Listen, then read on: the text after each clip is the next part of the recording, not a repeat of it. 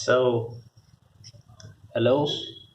Today we're gonna study part 2 of chapter number 2, which is urine formation by the kidneys, renal blood flow, glomerular filtration, and their control. In the part 2, we're gonna study myogenic autoregulation of RBF GFR, glomerular filtration steps, about clearance method, how to measure RBF GFR, and so renal clearance, and what's the significance of excretion of para-aminohippuric acid, creatinine levels, and all that. Okay, this chapter has been divided into 3 parts as it's a long chapter, and this in this part we're going to cover the part 2. So let's start with myogenic autoregulation of RBF and GFR. So every blood vessel in the body has ability to resist stretching during increased arterial pressure. If the arterial pressure increases, the blood vessels in the body have the ability to resist overstretching. Okay, there's a myogenic mechanism. Okay, so a study suggested on individual blood vessels suggested, like arterioles, suggested that they responds to increased wall tension or wall stretch by contraction of vascular smooth muscle. The blood vessels have 3 layers: tunica externa, tunica media, tunica intima.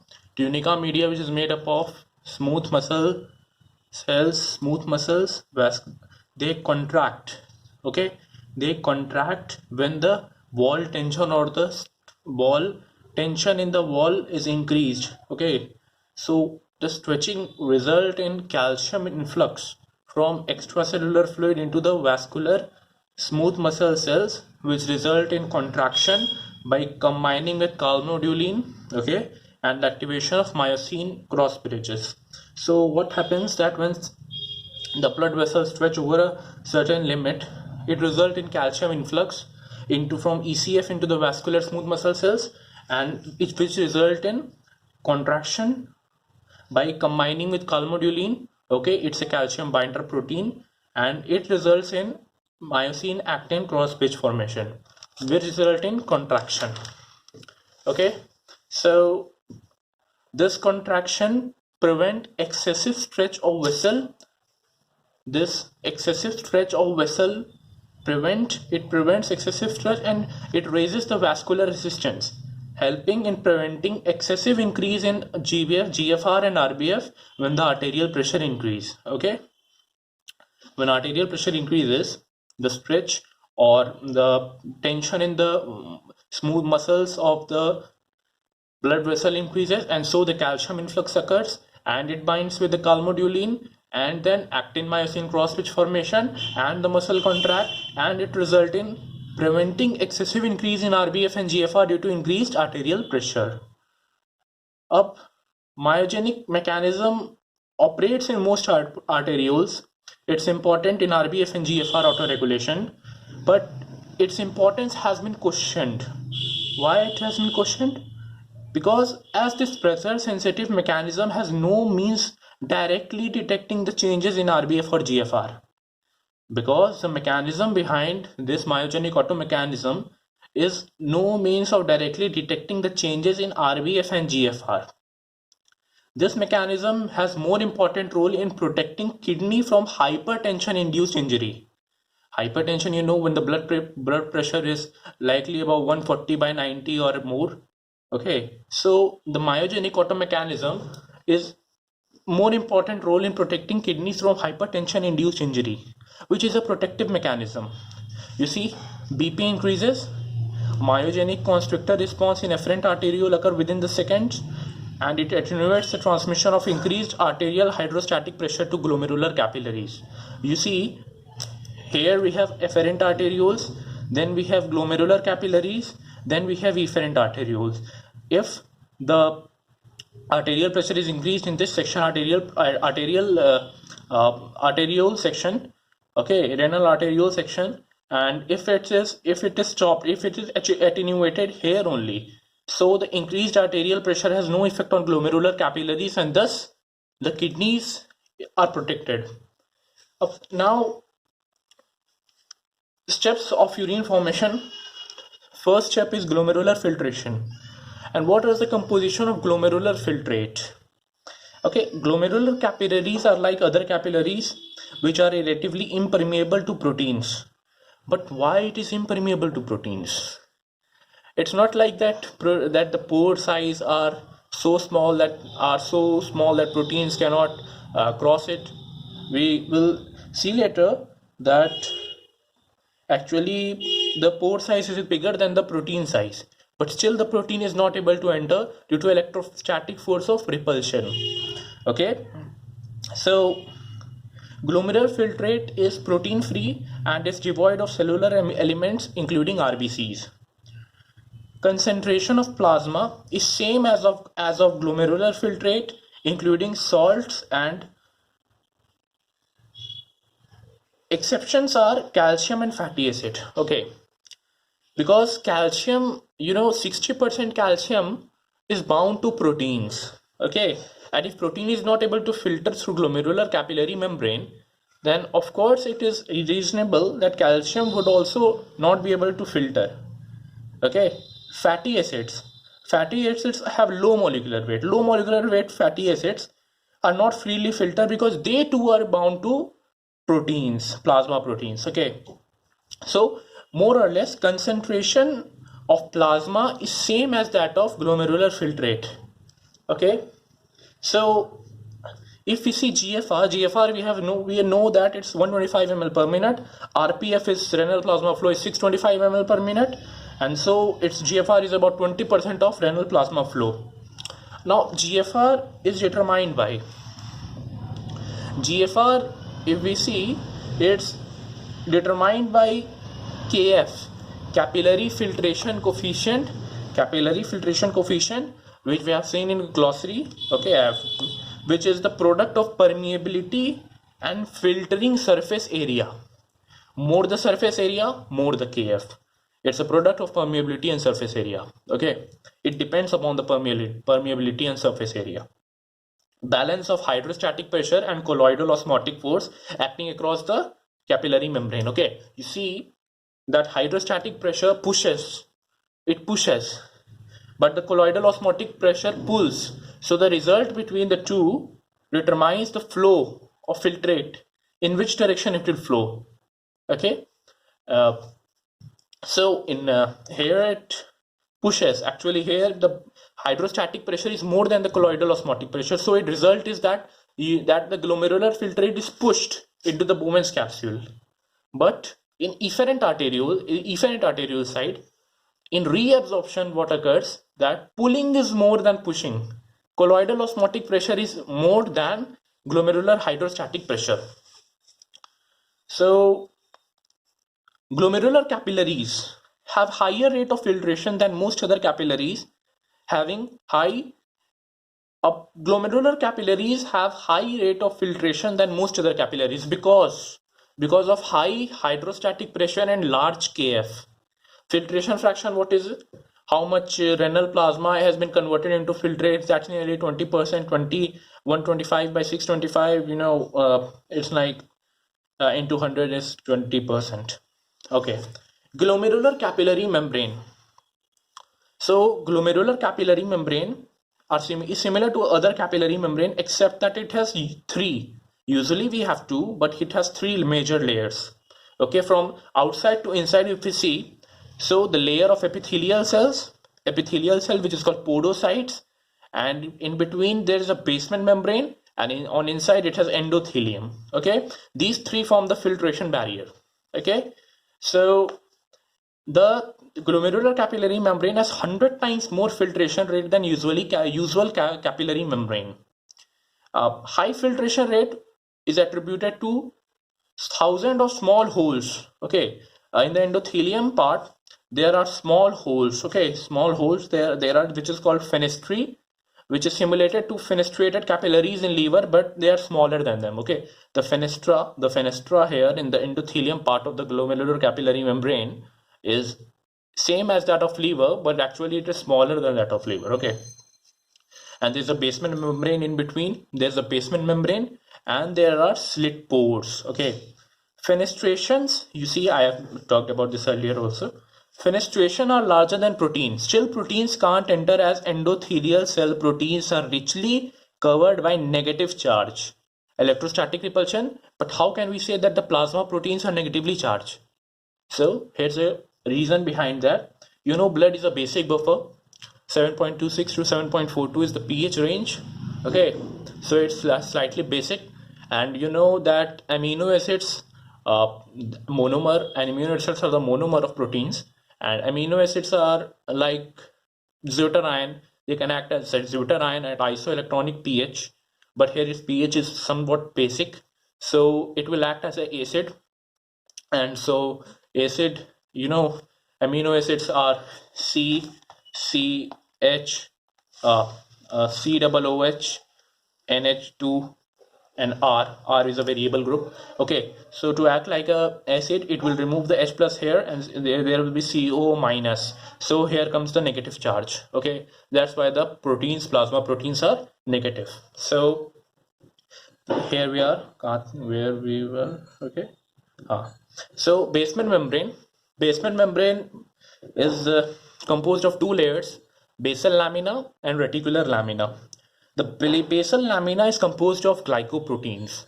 Glycoproteins are, and reticular lamina is composed of collagen plus reticular fibers network. Okay, so basement membrane is a collagen meshwork plus proteoglycan fibrils. Okay. You see, basement membrane have larger spaces through which large amount of water and small solutes can filter. Okay. Basement membrane prevents the filtration of protein because of strong negative electrical charge associated with proteoglycans. So you see, all the three layers which we have talked about, which forms the glomerular capillary membrane, have negative charge which repels the amino acids of protein of the plasma. Okay, so electrostatic repulsion is dominant here. All the three layers have negative charge. Endothelium 2 have negative charge, basement membrane have negative charge, epithelial cells layer or podocyte layer, it also have negative charge. Okay, now layer of epithelial cells on outer surface. Outer surface layer of epithelial cells on glomerulus are not continuous. They have foot-like processes which leave slit pores in between them. Okay, it's like here's a cell, podocyte, and here are the pores. Here is a cell, here is the pore. Here is the cell, here is the pore. Okay, so are not continuous, and they have foot-like processes, podocyte, that encircle the outer surface of capillaries, leaving the slit pores in between them through which glomerular filtrate moves. Okay, through which glomerular filtrate move. Epithelial cells also have negative charge and so restrict the plasma protein movement. Thus, all the three layers have negative charge and restrict the protein passage. All the three layers are having negative charge, and it restricts the passage of plasma proteins. Now, filtrability of solute. Okay, if the molecular size is same, if the molecular size is considered as same, then the filtrability is directly proportional to. Matlab, you see, like polycationic dextran is more readily filtered than neutral dextran than polyanionic dextran. You see, polyanionic is least readily filtered because of the electrostatic repulsion we have talked about. And lesser the size, greater the filterability of solute through the glomerular capillary membrane. You see, because of the pore size, it can easily pass. It's something logical. Okay. Now, glomerular capillary membrane is thicker than the most other capillaries. Glomerular capillary membrane is more thicker than the other capillaries, but actually it is more porous and filters at a high rate. The porosity is high and filtration rate is too high. Okay, because of the hydrostatic pressure we have talked about. Because besides, it is also selective in determining which molecules to filter based on the size and charge. If you see the table here, table 77.2 here. Okay, water has molecular weight 18. The filtrability is 1. It's completely filtered, no hindrance.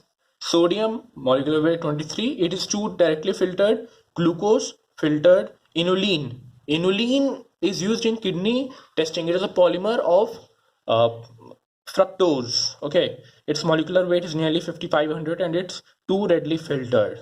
You can see myoglobin and albumin. Protein.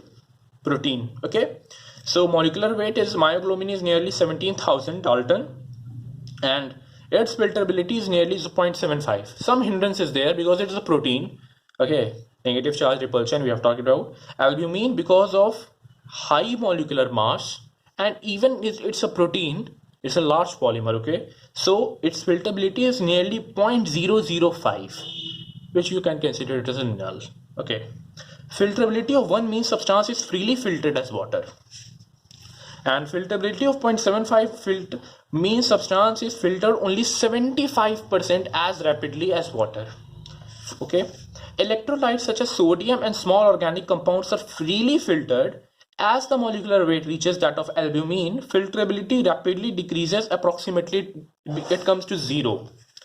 Okay, now I talked earlier about that the pore size of the glomerular membrane pores are somewhat greater than the diameter of the proteins. Okay, still it is not filtered because of electrostatic repulsion. Here it is, the molecular diameter of albumin protein is about 60 angstrom and the glomerular cap membrane pores is about 80 angstrom. Still it is not filtered due to electrostatic repulsion. Okay, I said about that polycationic dextran greater than neutral, greater than polyanionic. Here it is shown in a figure, in a graph. Okay, you see that dextrans, what are dextrans? First you need to understand that dextrans are polysaccharide that can be manufactured as neutral molecules or with positive or negative charge with varying molecular weight. Okay, dextrans are nothing but a polysaccharide which can be neutral, positive or negative, and its molecular weight can vary. Okay, you see relative filterability with effective molecular radius.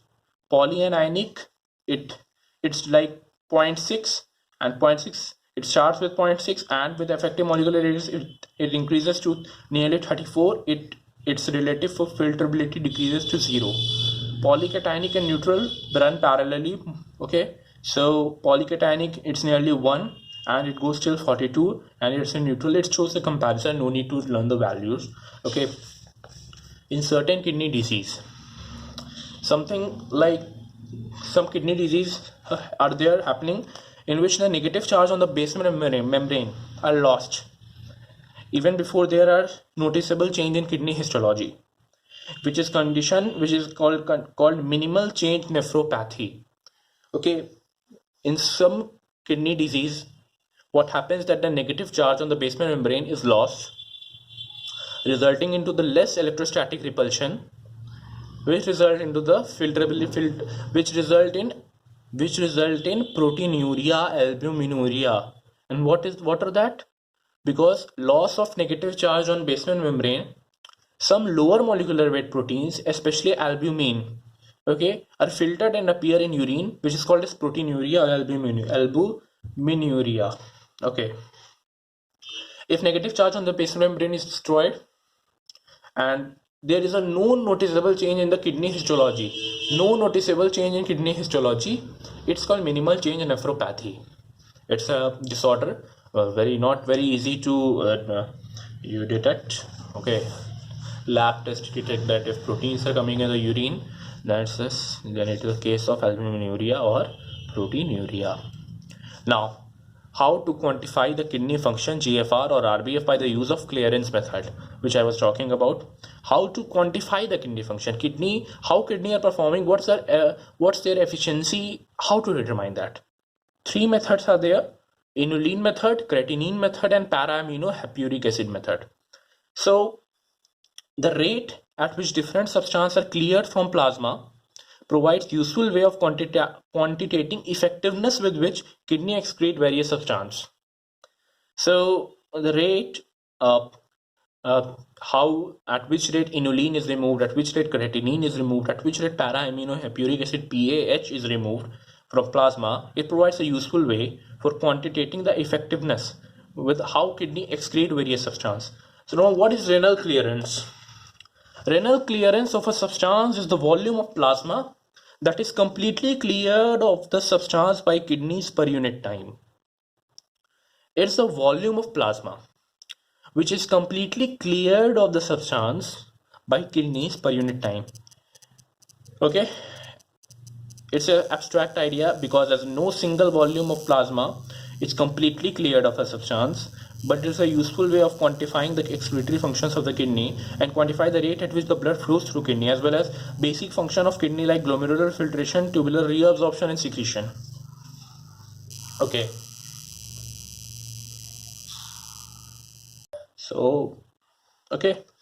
so it's an abstract idea. Okay, it quantifies the rate at which the blood flows through kidney, as well as basic functions of kidney like tubular reabsorption, secretion. Example, if we take to explain the renal clearance, what is that? If 1 milligram of a substance, let's consider substance A is there, and 1 milligram of that substance is present in 1 ml of plasma, and if 1 milligram of substance is excreted in urine each minute, then 1 ml of plasma is cleared from that substance in per minute. So clearance refers to the volume of plasma that is necessary to supply amount of substance excreted in urine per unit time. So you see, 1 milligram of substance is present in 1 ml of plasma, and 1 milligram of substance is removed by kidneys per minute. So the renal clearance is 1 ml per minute. So renal clearance is that 1 ml of plasma is cleared of that substance in 1 minute. So renal clearance is 1 ml per minute. Okay. For substance S, clearance rate. So its unit is ml per minute. We denote it as CS. It is equally to like renal clearance rate is calculated from urinary excretion rate divided by plasma concentration. Okay, it's a formula. So clearance rate is equals to urine concentration. How much concentration? What's the concentration of that substance in urine in moles per liter? That like I have creatinine 1.5 mole per liter. Okay, just I'm taking an example, multiplied by urine flow rate. What's the flow rate? How much urine is passed per minute? Or so it's like if we consider that urine concentration as mole per liter and urine flow rate as liter per minute, and plasma concentration of that substance is mole per liter, PSP denoted by. So like if you just cross multiply and divide, the unit will come as milliliter per minute, which is the clearance rate of substance. Urinary excretion rate is US into V is called urinary excretion rate. At what rate the substance is excreted in form of urine. Okay, what's the urine flow rate into what's the concentration of that substance in urine. You see, it's logical, need not to explain that. So first we come to Inulin clearance method, which is used to estimate GFR. Inulin is not metabolized in body, and it is found in tubers of Dahlia, and it's a fructan polymer, and it is given intravenously. Okay, it's not found in the body, so, and it's not metabolized in the body, so it is given intravenously to measure the GFR. It is filtered freely, neither reabsorbed nor secreted. It is neither reabsorbed nor secreted, which makes it suitable to measure GFR. Okay, its molecular weight 5500. Now the rate at which inulin is excreted in urine, urinary excretion rate of inulin, US into V. Now if it is neither secreted nor reabsorbed, the amount excreted is the amount filtered. So urinary excretion rate US into V equals to filtration rate of inulin by kidneys. Filtration rate, how it can be calculated? GFR, glomerular filtration, what's the GFR into what's the plasma concentration? So GFR into PS equals to US into V. So GFR equals to, if you equate the both equations, GFR is the equal to renal clearance of inulin, US into V divided by PS. Okay. Now if we consider that plasma concentration of inulin is 1 milligram per ml. Okay, and plasma concent and urine concentration of inulin is 125 milligram per ml, and urine flow rate is nearly 1 ml per minute. So urinary excretion rate is U into V, that's nearly 125 milligram per minute, and inulin clearance can be measured as 120 urinary excretion divided by plasma concentration of inulin, which nearly comes about 125 ml per minute, which is the GFR. Okay, so here in this case 1, renal clearance is equal to the GFR. So 125 ml of plasma flowing through the kidneys must be filtered to deliver inulin that appears in urine. Now other substances which can be used clinically to estimate the GFR include creatinine and radioactive iothalamate. So creatinine is used to measure GFR, okay, but para-aminohapuric acid, it is used to measure RBF, renal blood flow. Okay, now creatinine clearance and plasma creatinine concentration can be used to estimate the GFR. Creatinine is more widely used. Okay, it's more suitable than inulin because of various means, because it does not require intravenous infusion, because it is metabolized in the body. Okay, it is formed like from phosphocreatinine. In skeletal muscle, it forms creatinine plus phosphate, and phosphate plus ADP result in the formation of ATP, and so the muscle cycle, the contraction cycle is continued, and it's a byproduct of muscle metabolism. It's more widely used because it does not require intravenous infusion, but some error is seen because some amount is secreted by tubules also. Some amount, it's like some is not very significant, but some amount is secreted. Okay, so also there is a slight error in measuring the plasma creatinine concentration. Okay, so there is a slight error in measuring the plasma creatinine concentration. Some error is seen. Okay, that leads to an overestimate of plasma creatinine concentration, and also in some cases urine collection is not practical. So urine collection is not practical for measuring the GFR, for measuring creatinine clearance, and also there's a overestimate of plasma creatinine concentration. These two, if errors cancel each other, and it gives a reasonable estimate of GFR, not too very correct, but it's reasonable. Okay, some amount of error is just tolerated. Okay, so you see GFR is measured at UCR into urinary creatinine concentration into volume, urine flow rate divided by plasma creatinine concentration. Plasma creatinine concentration increases, it's over measured, and you see some amount is secreted by tubules, so amount of creatinine excreted slightly exceeds the amount filtered, so this factor 2 increases.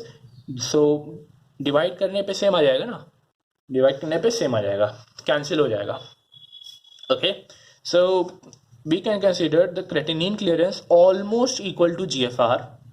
Okay, if GFR is decreased by 50%, if GFR is decreased by, suppose that GFR is 100 ml per minute, and it is decreased by 50% to 50 ml per minute. So kidneys will filter and excrete only half as much of creatinine.